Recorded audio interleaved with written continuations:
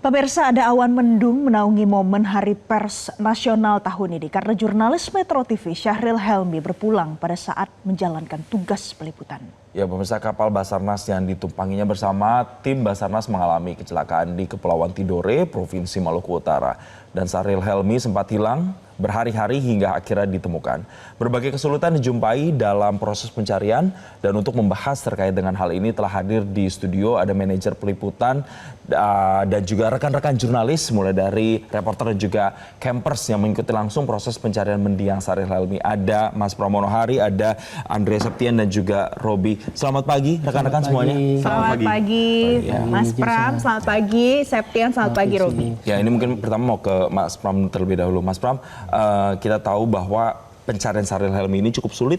7 hari, di hari ke-7 waktu itu ya baru bisa diketemukan jenazahnya. Waktu itu prosesnya yang harus dilakukan sama teman-teman, kesulitan apa yang ditemukan ketika mencari Syahril Helmi? Ya, hari ini masih terasa haru ya. Saya masih merasakan atmosfer keharuan saat jasad Syahril ditemukan. Kami menerima informasi hilangnya Syahril itu di hari Senin pagi. Kejadian Syahril hilang di kapal SAR yang meledak itu hari Minggu malam. Saat itu juga kami berusaha mencari tiket pesawat ke Ternate, namun tidak ada. Akhirnya harus berangkat Selasa dini hari.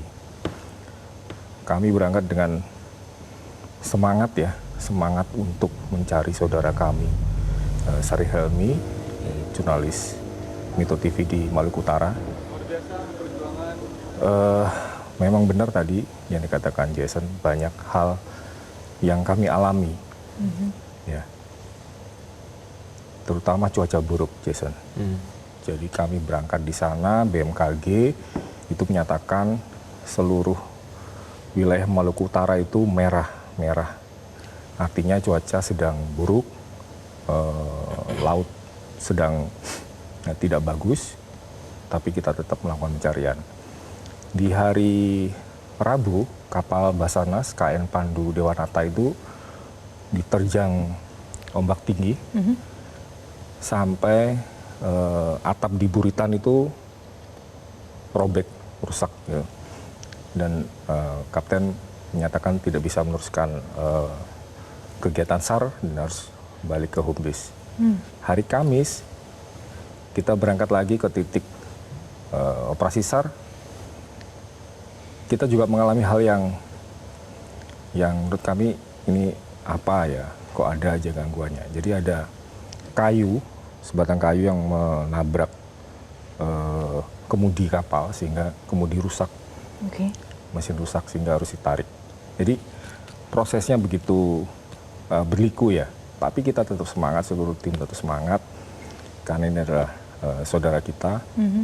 Semua banyak unsur terlibat, Basarnas, TNI AL, Polairut, BPBD juga terlibat sampai pada akhirnya pada hari ke-7, tepat hari terakhir operasi pencarian Syahril ditemukan. Dan jadi panjang prosesnya, penuh lika-liku. Dan selain Mas Pram, pemirsa, Andre Septian ini adalah reporter yang kemudian datang ke sana langsung untuk juga ikut membantu ya Septian ya.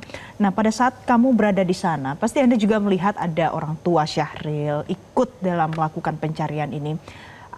Pada saat kamu terjun ke sana, bagaimana mau menghadapi situasi itu? Karena orang tuanya pasti juga dengan hati yang sedih harus berangkat mencari anaknya, sedangkan kamu di situ juga untuk bekerja sebagai seorang jurnalis. Iya, bagi saya hadirnya orang tua Syahril, Pak Helmi dan Bu Fitri menjadi semangat tersendiri untuk kita bersama-sama bisa menemukan keberadaan almarhum. Karena setiap hari saya melihat, menemani, dan merasakan langsung kesedihan mereka.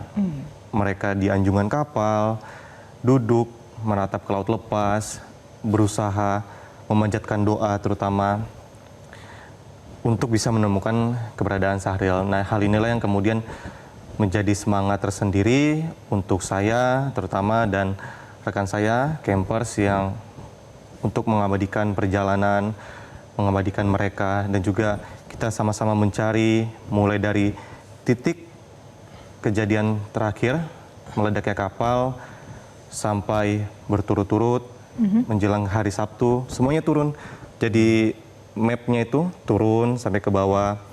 Meskipun memang keterbatasan kapal besar seperti kapal KN SAR 237, kapal KRI Tatihu, KRI 873 Mata Bongsang, maupun Polairut di tengah. Namun memang kita sama-sama juga dengan rekan-rekan nelayan, keluarga, itu mencari di pesisir.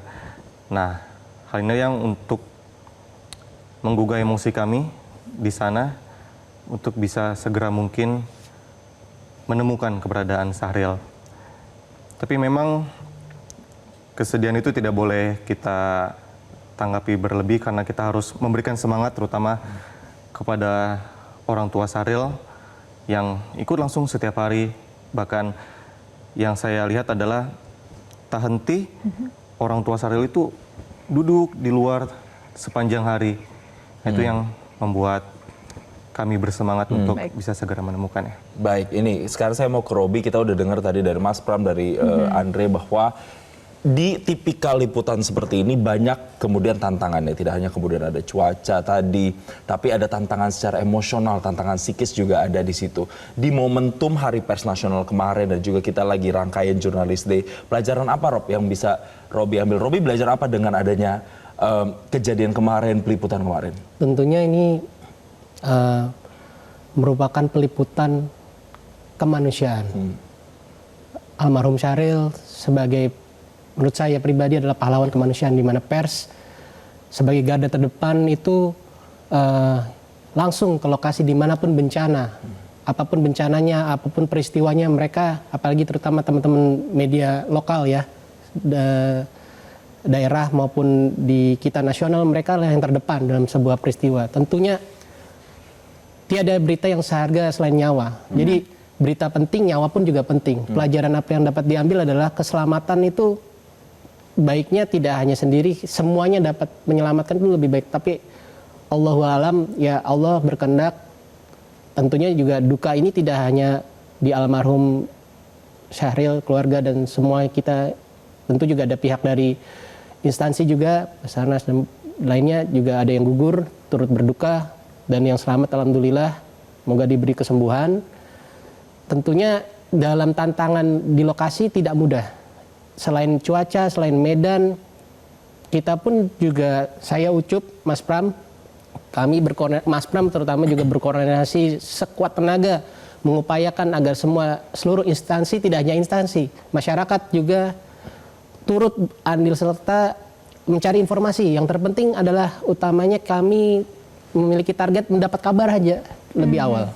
Mendapat kabar agar bisa melangsungkan operasi pencarian lebih efektif. Baik. Dan alhamdulillah untungnya dibantu juga dengan doa petua, doa dari teman-teman kerabat Metro TV semua, teman-teman dari media, dari Maluku Utara maupun teman-teman dari media nasional, IJTI, AJI, PWI, bahkan Dewan Pers. Seluruh instansi memberi doa dukungan. Itulah menjadi obat semangat kami. Lelah tidak terpikirkan. Baik. Capek, sakit tidak terpikirkan. Karena tujuan utama kami adalah mendapat kabar dan alhamdulillah Allah memberi jawaban. Di hari itu cuaca cerah di hari ke-7 ya Mas Pram ya. Cuaca cerah, kami diberi bantuan dari yang sangat luar biasa dari anggota TNI AL KRI Mata Bongsang 873, itu juga membantu kami dengan sangat cepat, responsif. Saat mendapat info, kami menuju lokasi dan melakukan evakuasi hingga menuju ke kampung halaman. Oke. Jadi banyak resikonya pemirsa pada saat memang harus pergi bekerja sebagai seorang jurnalis untuk mencari berita, kemudian juga untuk melakukan pengawasannya sampai selesai. Nah, Mas Pram di sini itu adalah seorang manajer peliputan. Begitu Anda mendapatkan kabar seperti ini, berarti kan ada tanggung jawab besar pada saat ada yang pergi untuk melakukan liputan ke sana, kemudian terjadi sesuatu soal keamanan, harus berhadapan dengan teman-teman yang liputan lainnya dan juga keluarga. Bagaimana penanganannya, Mas Pram? Saya di sana menanggalkan jabatan manajer, saya juga sebagai jurnalis. Makanya kita seperti ditenagai, seperti mendapatkan tenaga baru bahwa kita juga sebagai jurnalis mencari saudara kita yang juga jurnalis. Tapi tetap benar kata Robi tadi, tidak ada berita seharga nyawa. Ini penting ya bagi kami jurnalis, meskipun kita dalam liputan perang, wartawan perang, itu penting juga mempersiapkan diri, berhitung dan mempersiapkan mitigasi-mitigasinya. Saya ketika di sana, saya aktif berkoordinasi dengan para pihak. Karena ketika saat saya tahu kapal SAR itu rusak di hari ke-6, saya intens banget berkoordinasi dengan TNI AL supaya ada armada yang ikut mencari. Dan alhamdulillah, meskipun KRI Mata Bongsang itu dalam skema SAR hanya mencari, tapi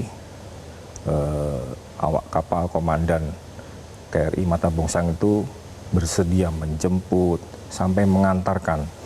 Jadi Jason dan Valen, jangan dibayangkan kita kayak kita naik kapal dari Jakarta ke Pulau Seribu dengan mungkin tantangan ombak laut yang tidak seperti yang di wilayah Halmahera, itu berat banget, dan itu kita dibantu, itu kita bersyukur banget. Jadi sampai diantarkan ke Desa Besui oleh KRI TNI AL.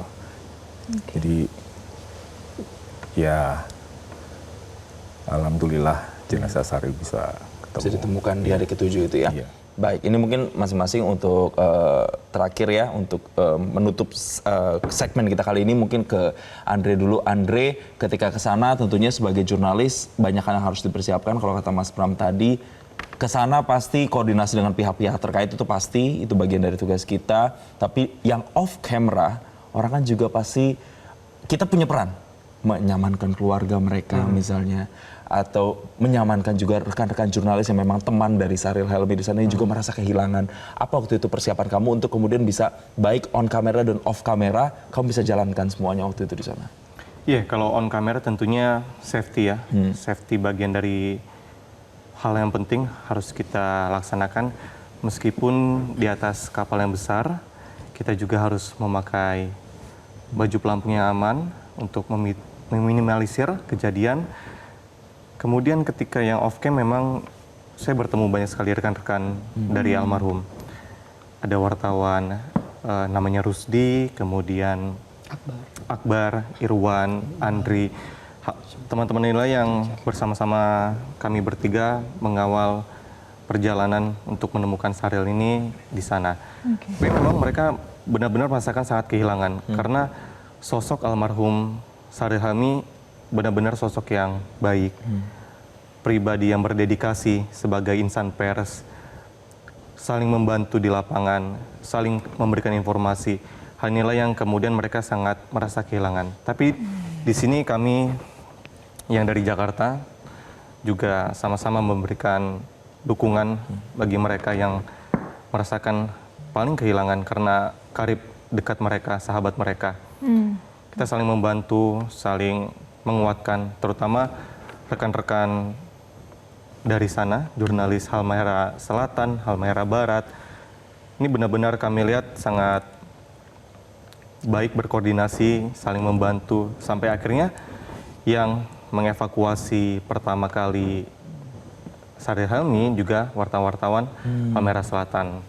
Nah, persiapan-persiapan inilah yang kita lakukan, terutama adalah setiap hari kami melakukan doa bersama. Itu yang harapan-harapan seperti inilah yang akhirnya kita bisa menemukan Saril di hari ke-7. Kalau dari seorang kacamata seorang kamera person, Robi, apa persiapannya? Mitigasi seperti apa yang dilakukan? Tentunya selain peralatan yang akan kita gunakan, baik itu drone maupun kamera, tentunya ada hal-hal yang mungkin nggak sebagian tahu, adalah hal kecil seperti plastik, peralatan. Karena kami kan harus di laut itu menerjang ombak, kami naik si rider itu atau rip itu menggunakan peralatan yang harus safety.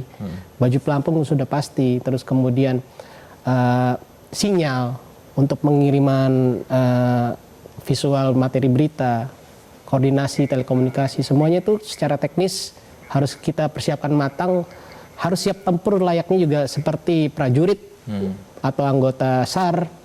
apapun kondisi harus kita pertimbangkan, tidak gegabah. Cuaca yang harus benar-benar, gelombang laut yang harus diperkirakan. Tentunya juga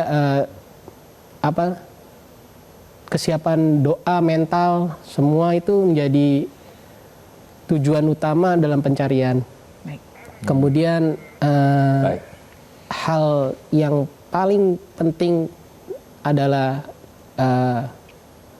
kita pergi mencari harus selamat, pulang pun juga harus selamat. Dan itu semua berlaku untuk semua media, pers, apapun liputannya, utamakan keselamatan. Utamakan ya. keselamatan, Safety. safety nomor 1 ya. Harus. Baik, terima kasih Robi, terima kasih Andre, terima kasih Mas Pram, terima Mas kasih Pram, teman-teman terima untuk kasih. dedikasinya, upaya untuk bisa mencari rekan kita Saril Helmi. Semoga ini juga bisa menjadi pelajaran untuk rekan-rekan jurnalis lainnya, termasuk kita-kita juga, supaya dalam situasi-situasi seperti ini berbagai persiapan matang, termasuk mentalitas dan juga psikis itu juga jadi salah satu bagian penting. Sekali lagi terima kasih teman-teman.